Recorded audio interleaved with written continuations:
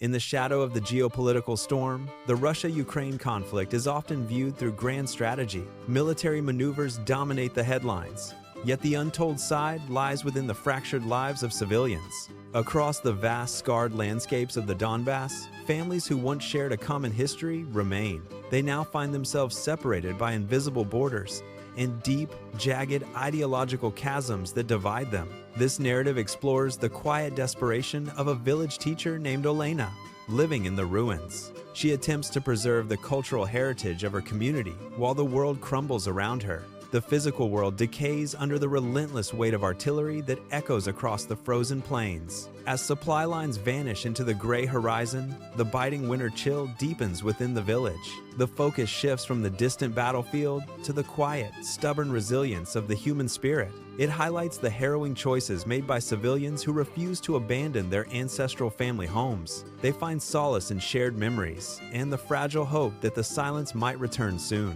Olena stands before her chalkboard, tracing the faded outlines of a history that no longer exists. Outside, the sky is a bruised purple, heavy with the promise of more snow and sorrow. She remembers the laughter of children who once filled these halls with songs of the harvest. Now, the only music is the rhythmic thud of shells landing in the distant, scarred fields. She pulls her threadbare shawl tighter, feeling the cold seep through the cracked, uninsulated school walls. Every book on the shelf represents a life interrupted, a story paused in the middle sentence. She refuses to let the dust settle on the literature that defined their collective, peaceful identity. Her hands tremble slightly as she organizes the remaining supplies, rationing hope like a precious fuel. The village is a ghost of its former self, yet the people remain anchored by memory.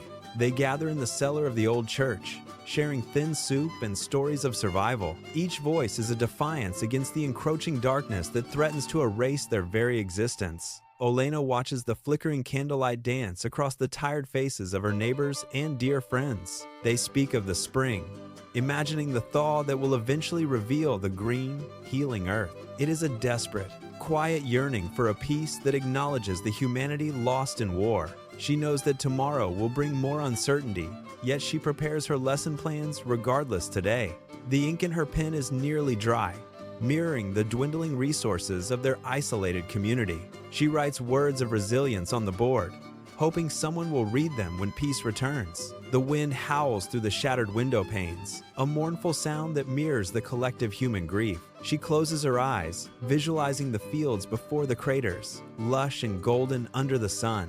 The silence of the guns is the only prayer she whispers into the cold, indifferent night.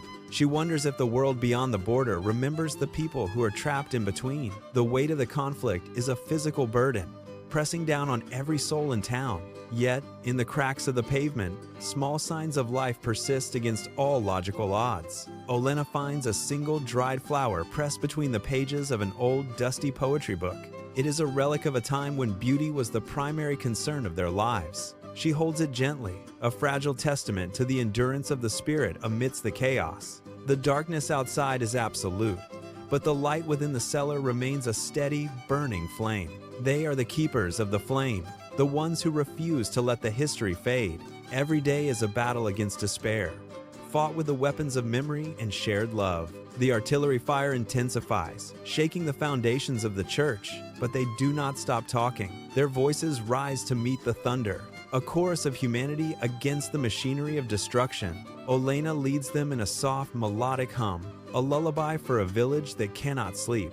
The rhythm of the song matches the beating of their hearts, steady and full of life. They are not merely victims of a geopolitical storm. They are the architects of their survival. The cold is a relentless enemy, but it cannot freeze the warmth of their shared resolve. They share the last of the bread, breaking it with the solemnity of a sacred ritual. In this small, dark space, the boundaries of the war seem to dissolve into nothingness. They exist in a pocket of time where the only thing that matters is the neighbor. Olena looks at the children, their eyes wide with questions that she cannot yet fully answer. She promises them that the sun will rise again, even if it takes a long time. Her voice is firm, a pillar of strength in a world that has lost its balance. The night drags on, but they remain united, a small fortress of humanity in the storm. Outside, the snow begins to fall, covering the scars of the land in a white shroud. It is a temporary peace, a brief respite from the violence that defines their current existence. Olena watches the snow through a gap in the stone, dreaming of the coming spring thaw. The silence of the guns is a dream they all share, a collective prayer for tomorrow. They wait for the dawn, ready to face another day with the same quiet, stubborn courage. The story of the village is written in the hearts of those who refuse to leave. Their resilience is the final, enduring echo of a humanity that refuses to be completely silenced. As the conflict stretches into an uncertain future, the narrative shifts to a weary soldier's perspective. Stationed on the cold periphery, his internal struggle mirrors the relentless external chaos of the war. He begins to question the nature of the duty he once held as an absolute truth. The weight of his rifle feels heavier each day, pressing down upon his tired, aching shoulders. In the stillness of the night, he finds unexpected commonality with those he must monitor daily. Through a series of clandestine encounters, the rigid lines of combat begin to blur and fade. He watches the villagers from his post, seeing reflections of his own lost, peaceful life before. The shared trauma and deep exhaustion permeate both sides of the divide, binding them in silence. He observes a woman tending to a garden, her movements echoing the grace of his mother. The soldier feels a sudden, sharp pang of recognition that defies his strict military training orders. Every patrol feels like a betrayal of the humanity he once swore to protect and serve. The wind howls across the frozen fields, carrying whispers of a world that no longer exists. He finds himself leaving small rations near the village edge, a secret act of quiet defiance. The shadows of the trees stretch long and thin, like fingers reaching for a lost piece. He wonders if the enemy across the line feels the same crushing weight of this war.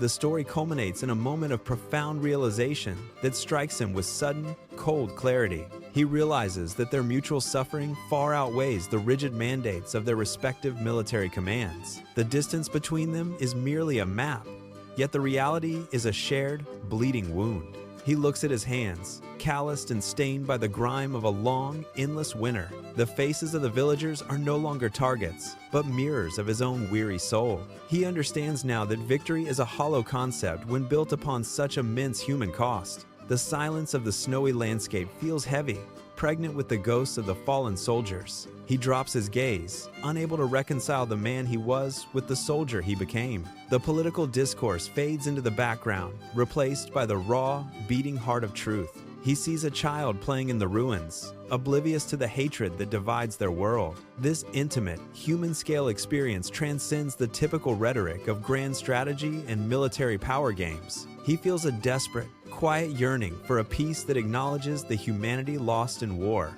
The cold air bites at his skin, yet he feels a strange, internal warmth growing slowly. He knows he cannot change the world, but he can change his own heart tonight. The war continues to rage, but his spirit has quietly retreated from the front lines. He turns away from the village, his steps heavy with the burden of his new knowledge. The horizon glows with the faint, flickering light of a distant, burning, and broken home. He seeks a path that leads away from the cycle of violence and toward redemption. Every breath is a struggle against the bitterness that threatens to consume his remaining hope. He remembers the laughter of his own family, a sound now replaced by artillery fire. The divide between them is a fragile line drawn in the dirt by powerful men. He recognizes the shared exhaustion in the eyes of his comrades, who also long for. They are all prisoners of a conflict that neither side truly understands or desires anymore. He watches the stars, wondering if they shine on a world that still remembers peace. The realization of their mutual suffering becomes a bridge across the vast, frozen, empty land. He finds solace in the thought that humanity persists even in the darkest, coldest hours. The war is a storm, but he is a man seeking shelter from the rain. He chooses to remember the faces of the living rather than the names of dead. The quiet desperation of the villagers mirrors his own, creating a bond of silent understanding. He stands at the edge of the world, waiting for the dawn to bring clarity. The mandates of his command feel like chains, binding him to a path of destruction. He dreams of a day when the guns fall silent and the fields bloom again. The cost of victory is too high, paid in the currency of innocent human lives. He looks toward the village one last time, a silent prayer for their shared survival. The night is long, but he holds on to the fragile hope of a better tomorrow. His duty is now to the living, not to the cold, unyielding dictates of war. The landscape remains scarred, but he sees the potential for healing in the quiet earth. He walks back to his post, a changed man in a world that remains unchanged. The echoes of the silent front linger in the air, a testament to their struggle. He knows the road ahead is difficult, but he is ready to face the truth. The war will end, but the memories of this winter will last a lifetime. He finds peace in the realization that he is not alone in his deep sorrow. The humanity lost in the pursuit of victory is the true tragedy of this conflict. He closes his eyes, listening to the wind, waiting for the silence to finally return. In the heart of the storm, he finds a quiet, enduring, and deeply human hope.